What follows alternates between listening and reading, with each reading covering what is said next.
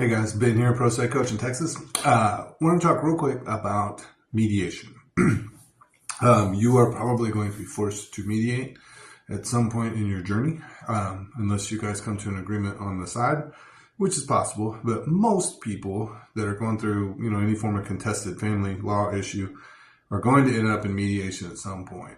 And it's a good idea. On its surface, just to get you guys in the room with a professional mediator and get you talking. If you've never done it, just some basics. They'll put you in separate rooms. You don't have to sit there with your ex, and the mediator literally just goes back and forth. Come over and talk to you for a little bit, get your ideas, talk about strategy of negotiating, and then he'll run over to your ex's room and do the same thing. The longer he or she mediator is with your ex, the better that is for you. Sometimes you can get discouraged and think like, oh man, they've been over there talking forever. We're not making any progress. But if they're talking for a long time, it means they actually see a glimmer of hope and they're pushing really hard to see if they can move your ex a little bit to get to what they know will be a deal. One caution to give. When you're pro se, the suggestion of a mediator, the person to do the mediation, will almost always come from opposing counsel. Reject all of them. They'll normally provide you with 3 names. Reject all 3 instantly, because I promise you all 3 are friends with that lawyer.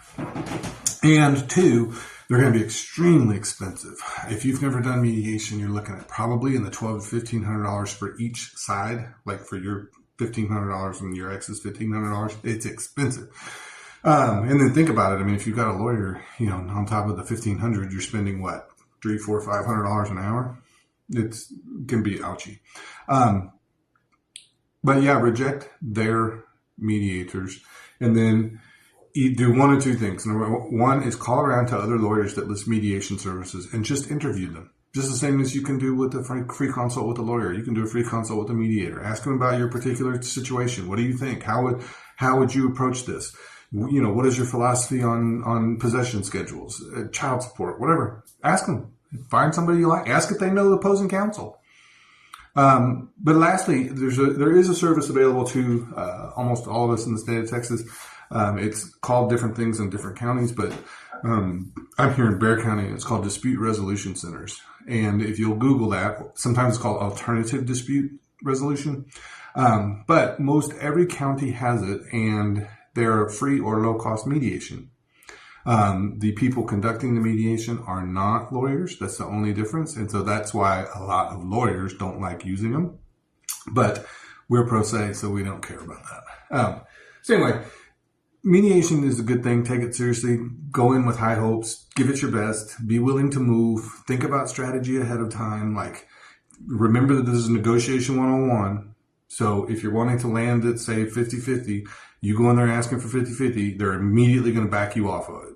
So ask for more with everything.